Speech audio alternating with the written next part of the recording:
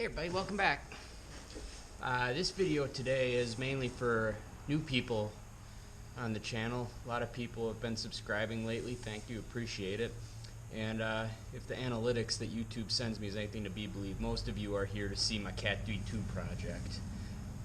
And if you've been subscribed for a while, you know I haven't touched it in months. So I've been getting a few comments lately wondering, hey, where's the cat? Well, right there.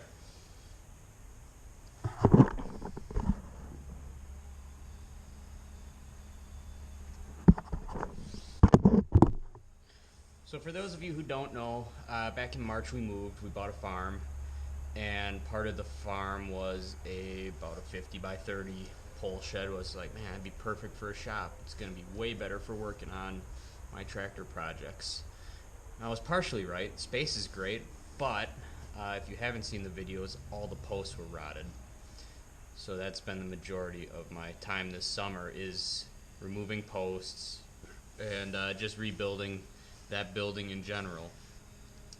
So for those of you who are here to see the D2 project, good news is that's almost done. It's closed in on 3 out of the 4 sides as I speak. I'm hoping to do the 4th side today, so there will be a shop soon, and I'm itching to get back on this project just as much as you guys want to see it. I want to work on it. That block's been sitting in that crate, just staying here in the barn, staying dry, and come out every couple months and crack all the crates open and make sure the parts aren't getting rusted, put a little oil on them.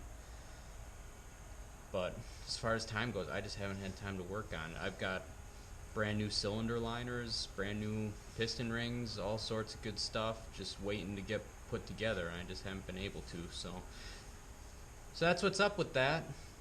There's some other big tractor projects coming up here too that we'll take a look at, because unfortunately that's not top priority as far as getting stuff done for around the farm here. I mean, there's stuff I need to do because I actually use those tractors for more than just going to the show or when I want to have fun. Because I mean, when I pulled the other D2 out and plowed the field with it, that was a blast. So let's go take a look at some of those while we're at it. So, good old 5J here. If you've been watching, I took it to the show. We disked the field with it. We did some bulldozing with it. She's been getting some work since I bought it. And I picked this one up right before we moved, in running condition. Starting motor, usually 1 pull. She's great. However, one side it looks like I'm starting to leak some fluid out of near the sprocket, so we're going to have to get that addressed before it becomes a major issue. Eventually this one's going to be getting a complete restoration, getting turned back into an orchard tractor like I've said before, because orchard tractors are cool. Other than that, the engine runs a little rough, the main engine, so we might have to take a bit of a look into that. Here's a project in progress, the Allis Chalmers 829 Haybine. I lent it out to my neighbor, and the wobble shaft bearings, all 3 of them went on him, so I got that shaft at work right now trying to figure out how to press the bearings off, because it's an angled shaft. You can't press straight down on them. Just got the bearings for that this week too, so we'll get back on that shortly. Also needs love in some other places, just general tune-up stuff.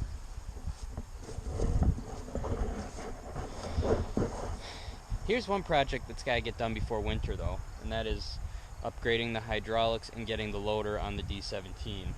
I started mocking up the loader bracket, as you can see, but this loader came off of a case which doesn't have a drop axle, so I'm making some special brackets, and we got to put better hydraulics on it than the Series 1 had, because it's going to take forever to move that loader.